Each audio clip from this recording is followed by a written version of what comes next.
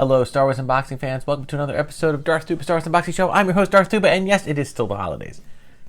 It's going to be the holidays for a little while longer, so just deal with it.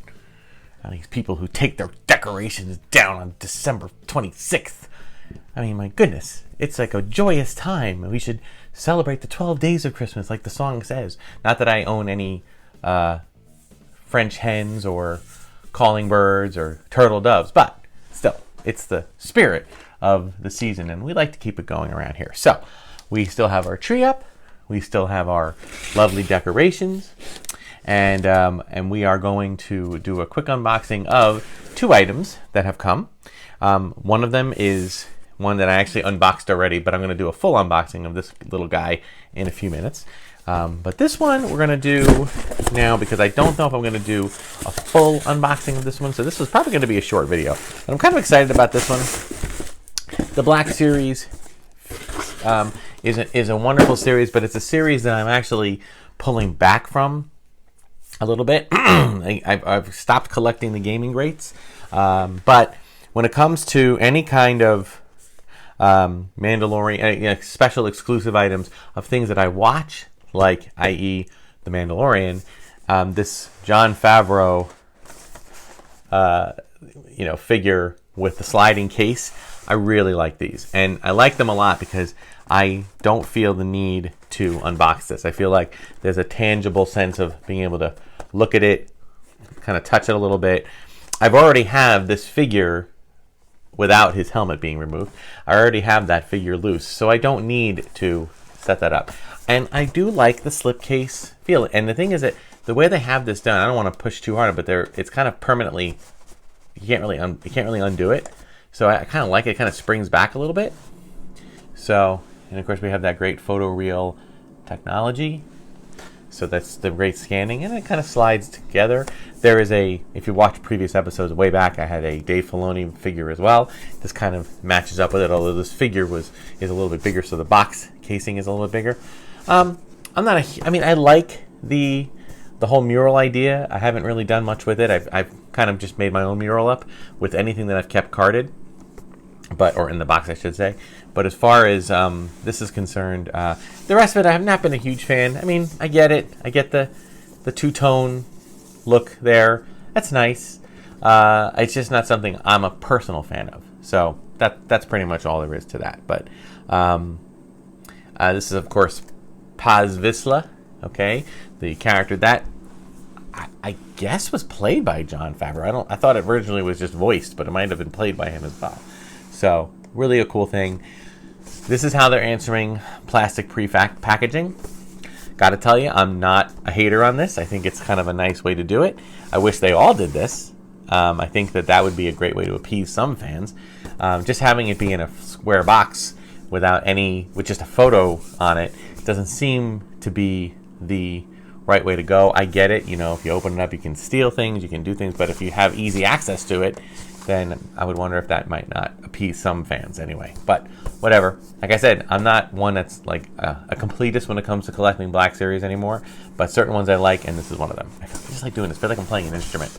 I'm playing the Favreau, like an accordion. So there you go. We'll keep him closed over here. But we do have, from the last of the previous series, this of course is one JAC, which is from the Star Wars Obi-Wan Kenobi figure, a figure that looks suspiciously like 4LOM. I was gonna say Zuckuss. Shows my age, right? Okay, people who were around in the 70s and 80s will remember that when they released the 4LOM and Zuckuss Bounty Hunter action figures on cards, they had their names reversed. So for a whole generation, thought that's what their names were. So to see them, and then they realized, oh no, that was an error. So these I do not keep the packaging. So being as one, I'm not keeping the packaging, and one that is, not someone who wants to see, someone who would like to see this environment improve physically for my children and generations beyond. I would love, if giving up plastic is going to be something that will help with that in the long term, I'm all for it. That's just my opinion. Feel free to disagree. But, I don't really feel the need to have this plastic in here, because it's exactly what I am doing, exactly what Hasbro. Well, I'll recycle this, but this will get thrown out, and then it's a waste, right? Whereas if it was a carded figure, I keep that in the package, and I will get rid of it in my lifetime at some point. I will sell it off, or my daughter, upon my passing, will sell it off, or my wife, or whomever, or they'll keep it, and then the next generation will sell it off. So chances are the plastic in vintage carded figures are not going to go very far.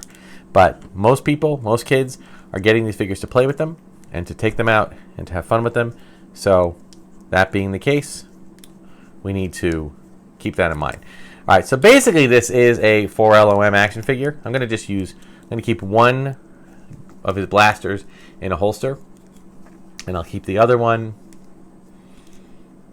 kind of there. It does have, of course, this little bandolier. It's a red and black bandolier strap, which I believe is removable. But if you were to line this up with a Zuckuss, I think you probably would see some differences in the head, maybe. There is a green glow. It's hard to make out. I don't know if the light shines on it, because he did have kind of a green glow to his eyes. I think those were more, not necessarily like a phosphorescence, but an actual light shining there. But it's a cool figure. And but again, as Hasbro is quite often doing, is I guess you could say is a repack or a repaint or a resculpt or just a straight out re-release of a figure, add a little something to it and call it something different. That's another reason why I've been collecting less, and that ties into the last thing I want to talk about today, which is Darth Tuba resolutions for the new year. What are my resolutions? We all kind of take this time of year to kind of think, all right, how do I want to be better? What do I want to do better? This past year was a very monumental year, 2022, for the Darth Tuba and the Darth Tuba collection. Okay, in that I just at some point, and I think it really stemmed, and I'll be very personal here, and I've put this out on the episodes before, but for anybody not, if you're new to this, I am still a lover of all things Star Wars. I'm a very positive collector. I'm a very positive Star Wars fan. There's very little about Star Wars I don't like. What I don't like, I tend to just let go and not fill my days with being disappointed. But in saying that, I want to say that there's very little I haven't enjoyed. I've enjoyed all the streaming series that have come out this year. And although some people are clamoring how wonderful Andor is, I am not one that is using that as a platform to hate on all the other platforms, all the other series. I still loved Book of Boba Fett. I loved having a deeper telling story with that character. I loved Obi-Wan. I loved getting another adventure. And I think it stems from, in my mind, where these characters were originally born out of. They were originally born out of Buck Rogers and Flash Gordon serials and comics and things of that nature. And there was a definitive play pattern. There was a definitive adventure-seeking fan that enjoyed those. They just wanted to come out and see that next episode and see that next adventure. You know, when the Lone Ranger would have a TV series, everybody tuned in to see what the next adventure would be. They weren't looking for, back then nobody cared about continuity, nobody cared about any of that stuff. They weren't interested in that. So for me, I look at it from a much more simplistic viewpoint. Yes, there are people with a lot better literary backgrounds that are going in and formulating their own opinions about it, about how the prequels, rely too much on political intrigue. But there are those that liked political intrigue, and many of them grew up with it. Many of them grew up with that type of storytelling, not just in Star Wars, but in other areas. And when they got older, that became their Star Wars. And I think a lot of people podcasts and people that I've listened to that have been around for a long time kind of get that now. They've seen that everybody's Star Wars. And if anybody watched me used to be on the War of the Stars podcast, we would always end with, this isn't just my Star Wars, this isn't just your Star Wars, this is our Star Wars. And that's important, because a lot of people take ownership and don't want to share, and I don't think that's fair. Case in point, I loved Clone Wars, but I didn't love Clone Wars to the same level that I loved the prequels, or to the same level that I love the sequels. I don't watch and rewatch Clone Wars cartoons. I watched Resistance one time. I watched every episode, but I watched it one time. Didn't feel the need to watch it again. Does that mean I hated it? No. It just didn't resonate with me in the same way other things do. Andor, absolutely loved the riveting storytelling. But will it be rewatchable? I don't know. I started rewatching with my daughter, and it was hard. It was a hard rewatch. I think it was something that was a great story to be told once. Maybe that'll repeat. Who knows? Okay? Maybe I'll come back to it a while from now. Maybe I'll come back to it when Andor Season 2 comes out and I want to refresh my memory with stuff on it. But we'll see.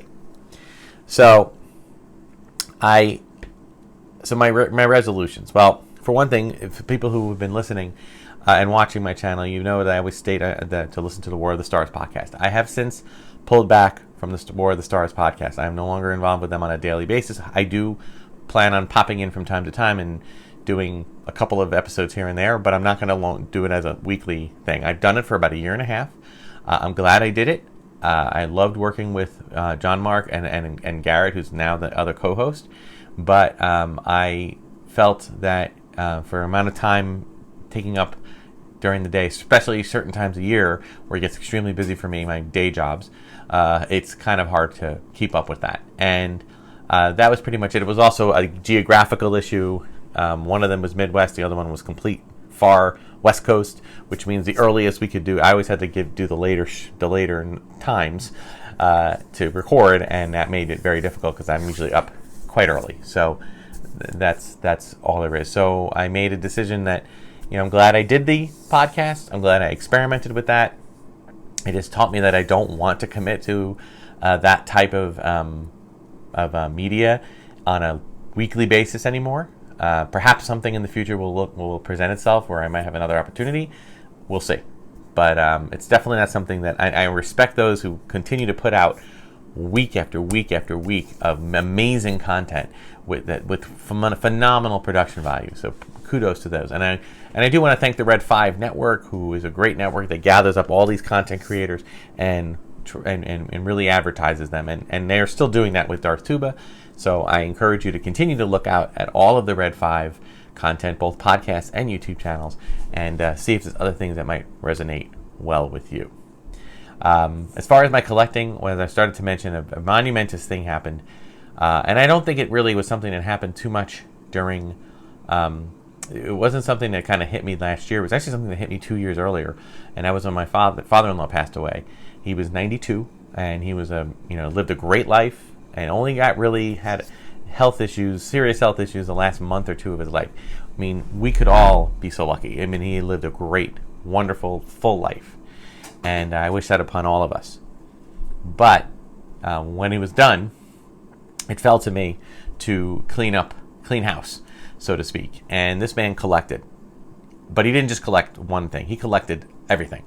He wasn't a genre collector. He didn't collect toys or Star Wars or anything like that. But he was a fisherman, and he was a tinkerer, and he built things, and he tried this out and that out and the other thing out. And he liked to go camping. He went skiing, and he played tennis. So he had all of this equipment, played golf, and he had all of this equipment all over his garage and his attic and it was just literally tons and tons of stuff. And I went through, and we sentimentally attached ourselves to her whole family, my wife's family. We all attached ourselves to some items, maybe, I don't know, 2 or 3 here, 2 or 3 there, maybe a dozen pieces overall, a couple of, sentimental dishware and things like that. But after that, we did an estate sale. And after the estate sale, we called a kind of like a 1-800-GOT-JUNK clean out service, and they dumped everything. Now, maybe they took it and resold it someplace else. I don't know. But they just removed it from the space, and then we sold the house. It was very eye-opening for me because I look around our Darth Tuba studio, and I mean, as much as this resonates with me, it does not resonate with my wife the same way. It certainly doesn't resonate with our daughter. So we don't want to have this burden on, be thrust upon whenever I shuffle off this mortal coil. So I have last summer made the decision, actually even 2 summers before that, I decided to start thinning out the collection. And I mentioned it on the channel. And then, but last June, I had a huge sale. And if you look back in the June episode, you'll see that there was a whole episode about it. And it ended up being a 3-day sale, and I kept coming down here and finding new stuff. Well, that is where we're going with this in the early part of this coming summer, late spring. We're going to have another big sale. We're going to unload tons of stuff. Now, this is no charity thing. I mean, we're not putting it out there to make no money or to make a ton of money. We're just putting it out there for what we feel is a reasonable cost and a reasonable price. Some things are very inexpensive, some things a little more so. And with that money, we've been, paying off bills, going on vacations, and living life in a way that I feel is more valuable to me at this moment. That doesn't mean we're stopping collecting. There will still be items, although I will tell you, you will probably start to see less new items coming in. Why? Well, because I'm pulling back on collecting. And it's been a solid few weeks and there hasn't been anything new coming in. I canceled a lot of orders. It's okay. I'm not sad about it. I'm not mad at Star Wars. I'm not even mad at Hasbro. I mean, everyone's a business trying to survive, and this is how they're doing it. I just don't feel the need to have a 47th painted Stormtrooper or Clone Trooper or Sith Trooper or whatever kind of trooper. Certain things resonate still, and I will collect them, but other things, not so much. So what you can look forward to this year, there will be still unboxings. I'm probably going to go back to some shelf talks. I want to continue my series of Sideshow Hot Toys retrospectives, where we kind of take out some of those older first run Sideshow collection figures, 12-inch figures, and kind of go through them and talk about them. So you can expect those in the future. And I'm excited to do that. We will have new trips to Batuu down in Florida and Walt Disney World, Hollywood Studios, Black Spire Outpost. There is, fingers crossed, another, or I should say a first-time trip to the Halcyon that was supposed to happen in November, and that got canceled, and I'm hoping it's still going, that we'll be able to run it. We're planning on doing it in early July. Fingers crossed that there's no reason for that to get canceled again. I did tell my wife, though, I said, be prepared. If they make an announcement that they're going to cancel all Halcyons and redo it or close it or do something different, because it's been very successful in terms of review, but it's been not as successful in terms of the cost, because people just don't want to do it because it's too expensive, which I totally get. It's extremely expensive, and it just prices so many people out that I think Disney might have over-anticipated and Lucasfilm, how many people really would want to do something like this at the cost that they're saying. Now, maybe they'll lower the price, maybe they'll change the adventure to a one-night thing and do something, who knows. But if it's going to change in any way, and we know going in that it's going to change, I said, just be ready. We're booking a flight. We're gonna change our reservation to one of the ones that it's going to be like the way it is now, and we're going to get down there and we're going to do it. And when I do it, I will share with you thoughts and ideas and stuff about it. So that's something we can look forward to. There's going to be a couple of other Disney adventures that will be of a Star Wars theme. I will not, once again, be going to Star Wars Celebration, being that it's in Europe. I'm hoping to get to or is it in Europe? No, it's in Europe. I'm hoping to get to the next one, wherever it is in the United States. Fingers crossed, we will see. So, lots to look forward to. Still going to have standard unboxings. We will document that big sale that we have in the middle of the summer. Thank you so much for watching. I know this went on a little long as a ramble, but it's the first of the year. For me, it's the first of the year. So at the time of this release, it'll probably be a few days later. So enjoy. Thank you so much for watching. Until next time, first of all, Happy New Year, and may the Force and toys be with you.